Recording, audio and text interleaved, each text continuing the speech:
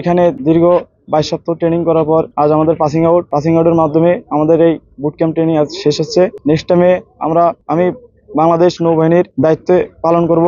আমার মা বাবা যারা আছে তাদেরও স্বপ্ন ছিল শুধু টাকার জন্য না, দেশের সেবা করার জন্য। আমার ছোট ভাই অনেক আশা করছিল যে আমার যাতে সরকারি চাকরি হয়, সে আশাটা পূরণ হয়েছে।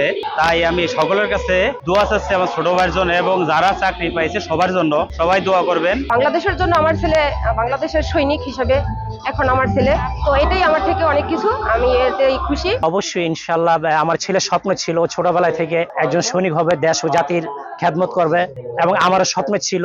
আজকে আমি বাবা হিসাবে অনেক গর্বিত, কারণ আমার ছেলে আজকে এই কুচকাওয়াজে এবং সমাপনী দিনে আমরা এসেছি। আমরা পিতামাতা হিসাবে খুবই গর্বিত এবং আমি চাচ্ছি যে ছেলে যেন দেশের সেবায় সর্বদা সবসময় নিয়োজিত থাকে এবং সে উত্তর যেন উচ্চ স্তরে উঠতে পারে সে কামনা করতেছি।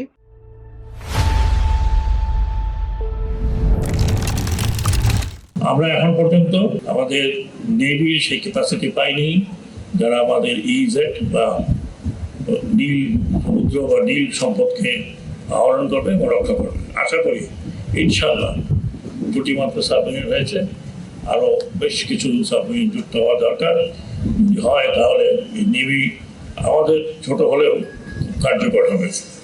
সেই জন্য আমি আশা করি আমাদের বর্তমান সরকার, অন্তর্বর্তীকালীন সরকার, যদিও অন্তর্বর্তীকালীন সরকারের সময় খুব কম, তারপরে আমরা একটা বুনিয়াদ রেখে যেতে পারবো। তাহলে আমাদের দেশে 3টি বন্দর, সমুদ্র বন্দর হবে এবং এই 3টি সমুদ্র বন্দর রক্ষা করার কাজে আমি নেভিকে সংযুক্ত করার চেষ্টা করছি।